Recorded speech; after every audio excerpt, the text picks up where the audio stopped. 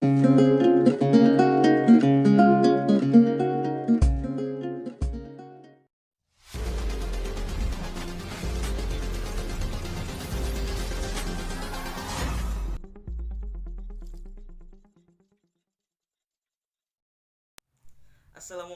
warahmatullahi wabarakatuh. Perkenalkan, nama saya Ayub Jatnika Fazri dari kelas akuntansi reguler sore. Dan untuk NIM saya 2017 06 10131. Untuk mata kuliah itu etika bisnis. Nah, sekarang saya akan menjelaskan atau memaparkan mengenai kasus penerapan GCG dan CSR di dalam perusahaan. Oke, mungkin langsung aja ke materinya. Yang pertama, pengertian dari GCG. Jadi, GCG itu suatu struktur yang mengatur hubungan harmonis tentang antara dewan komisaris, direksi, pemegang saham, dan para stockholder lainnya.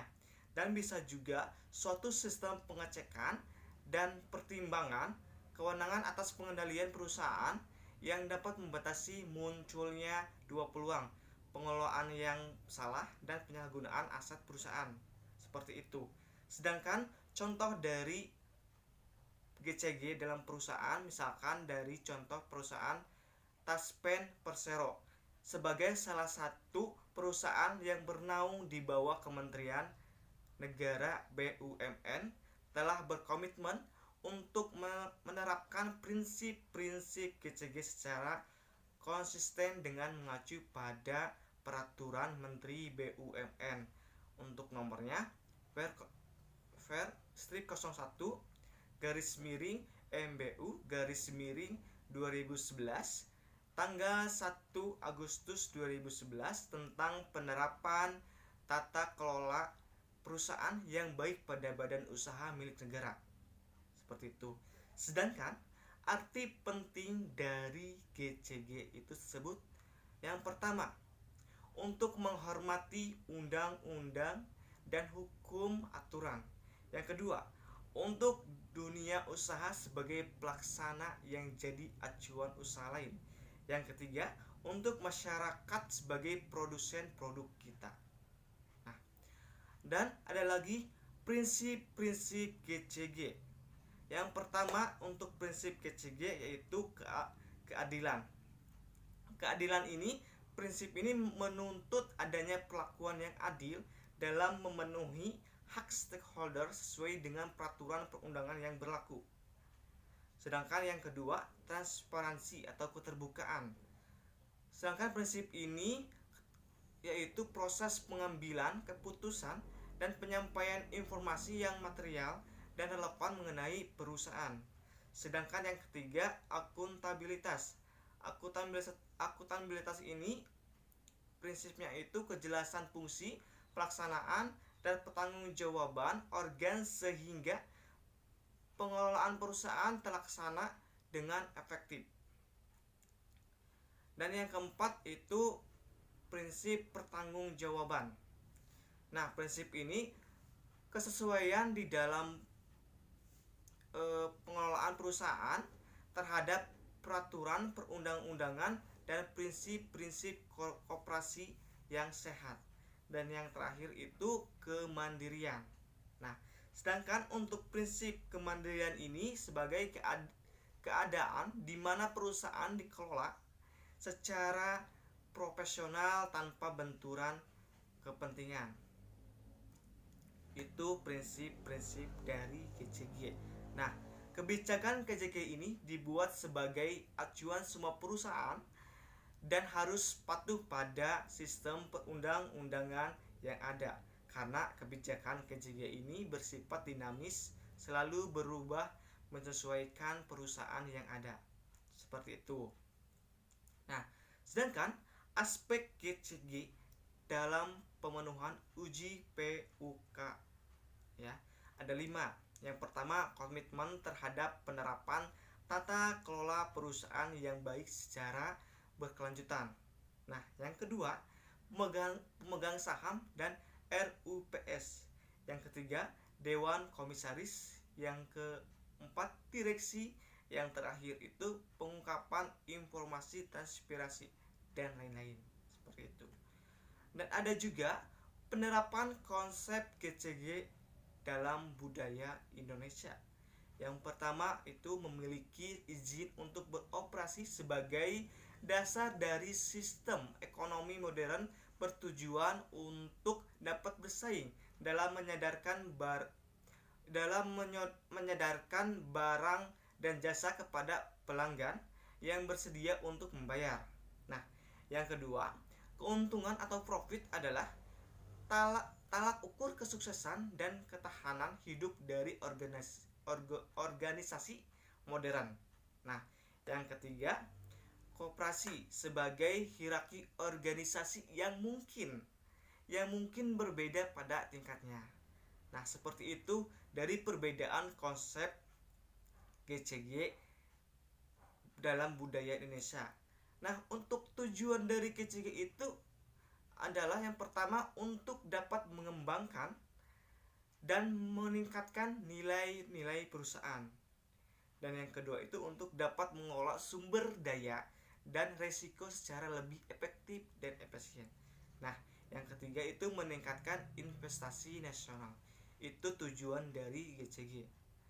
Sedangkan dari faktor yang mempengaruhi GCG diantaranya adalah yaitu ada internal dan ada eksternal. Nah, untuk internal yaitu faktornya pertama budaya perusahaan, peraturan perusahaan, manajemen risiko, adanya audit, dan yang terakhir keterbukaan informasi.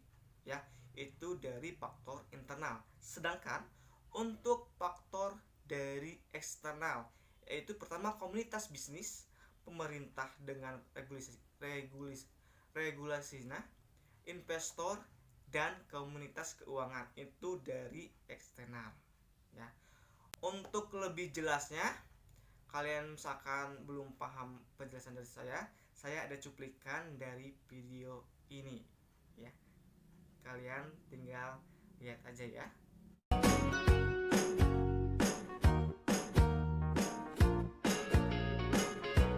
Udah tahu kan apa yang melatar belakangi GCG itu dibentuk? Dan kalian pasti nanya, apa sih arti penting dari Good Corporate Governance? Yaitu sebagai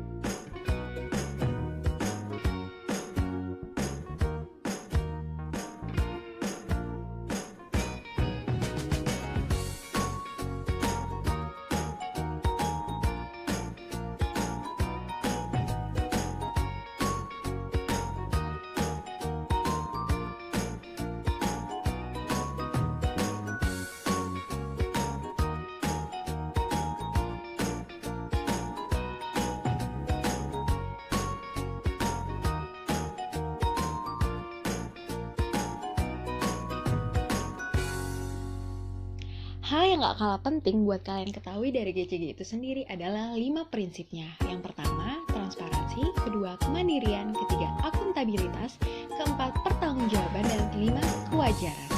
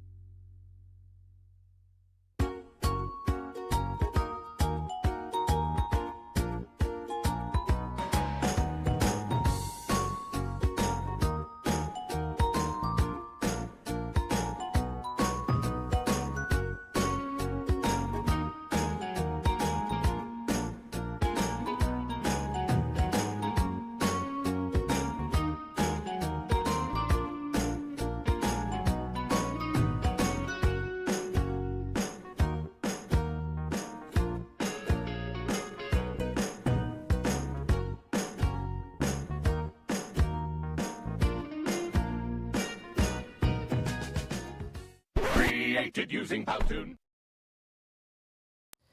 Selanjutnya pengertian dari CSR. Jadi CSR merupakan suatu konsep atau tindakan yang dilakukan oleh suatu perusahaan sebagai rasa tanggung jawab perusahaan terhadap sosial maupun lingkungan sekitarnya, di mana perusahaan itu berada untuk memberikan sumbangsi terhadap lingkungan sekitar, bisa dalam bentuk material ataupun lainnya. Itu pengertian dari CSR. Sedangkan kegiatan CSR akan menjamin keberlangsungan bisnis disebabkan yang pertama tidak akan ada gangguan sosial, yang kedua pasokan bahan baku akan terjamin, yang ketiga akan ada penambahan bisnis baru, yang keempat penguatan hubungan ekonomi, yang terakhir itu pelestarian lingkungan. Nah, apa sih manfaat CSR secara umum? Jadi, manfaat CSR secara umum yang pertama itu meningkatnya kesejahteraan masyarakat sekitar dan kelestarian lingkungan. Nah, yang keduanya adanya beasiswa untuk anak yang tidak mampu di daerah tersebut. Yang ketiga, meningkatnya pemeliharaan fasilitas umum. Yang keempat, yang terakhir, adanya pembangunan desa atau fasilitas masyarakat yang bersifat sosial dan berguna untuk masyarakat banyak, khususnya masyarakat yang berada di sekitar perusahaan tersebut. Ya. Tadi manfaat secara CSR secara umum. Nah, sekarang ada lagi manfaat CSR bagi perusahaan. Apa sih manfaat CSR bagi perusahaan? Nih manfaatnya. Yang pertama, meningkatnya citra perusahaan. Yang kedua, mengembangkan kerjasama dengan perusahaan lain. Yang ketiga, memperkuat brand merek perusahaan di mata masyarakat. Yang keempat, membedakan perusahaan tersebut dengan para pesaingnya. Yang kelima, yang terakhir itu memberikan inovasi bagi perusahaan. Nah, tadi dari GCG kan ada faktor-faktor mempengaruhinya. Nah, di CSR juga ada faktor-faktor yang mempengaruhinya. Pada umumnya dipengaruhi oleh beberapa faktor antara lain. Nah, ada 3 faktor yang mempengaruhi CSR. Yang pertama, komitmen pimpinannya. Yang kedua, ukuran dan kematangan sosial. Yang ketiga, regulasi dan sistem perpajakan yang diatur pemerintah. Nah, saya akan menjelaskan dari 3 faktor CSR. Yang pertama, komitmen pimpinannya. Komitmen ini perusahaan yang dipimpinnya tidak tanggap dengan masalah sosial, jangan diharapkan akan memperdulikan aktivitas sosial. Itu dari komitmen pimpinannya. Nah, untuk ukuran dan kematangan sosial, perusahaan besar dan mapan lebih mempunyai potensi member kontribusi ketimbang perusahaan kecil dan belum mapan, seperti itu. Nah, yang ketiga, regulasi dan sistem perpajakan yang diatur pemerintah. Regulasi ini semakin amburadul regulasi dan penataan pajak akan membuat sistem semakin kecil ketertarikan perusahaan untuk memberikan donasi dan sumbangsi sosial kepada masyarakat. Sebaliknya, semakin kondusif regulasi atau semakin besarnya insentif pajak yang diberikan akan lebih berpotensi memberikan semangat kepada perusahaan untuk berkontribusi kepada masyarakat. Nah, untuk penjelasan dari kasus penerapan GCG dan CSR di dalam perusahaan mungkin cukup. Nah, untuk penjelasan dari CSR, kalau misalkan kalian belum paham, saya ada cuplikan di video tersebut. Ini dia. Tahukah kamu apa itu CSR? CSR atau Corporate Social Responsibility merupakan suatu konsep atau tindakan yang dilakukan oleh perusahaan sebagai rasa tanggung jawab perusahaan terhadap sosial maupun lingkungan sekitar di mana perusahaan itu berada.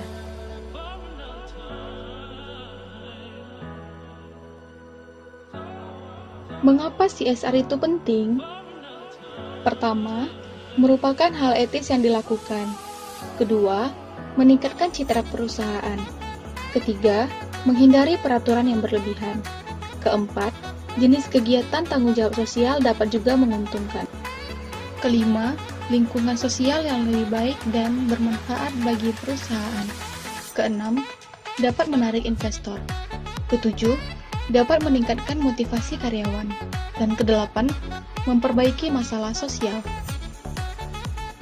Tahukah kamu apa saja manfaat CSR? Ada 3 manfaat CSR. Bagi perusahaan, masyarakat, dan pemerintah. Manfaat bagi perusahaan. Pertama, meningkatkan citra perusahaan. Kedua, memperkuat brand perusahaan. Ketiga, mengembangkan kerjasama. Keempat, membedakan perusahaan dengan pesaingnya. Kelima, menghasilkan inovasi dan pembelajaran. Manfaat bagi masyarakat. Pertama, peluang penciptaan kesempatan kerja, pengalaman kerja, dan pelatihan. Kedua, pendanaan investasi komunitas dan pengembangan infrastruktur. Ketiga, keahlian komersial. Dan keempat, kompetensi teknis.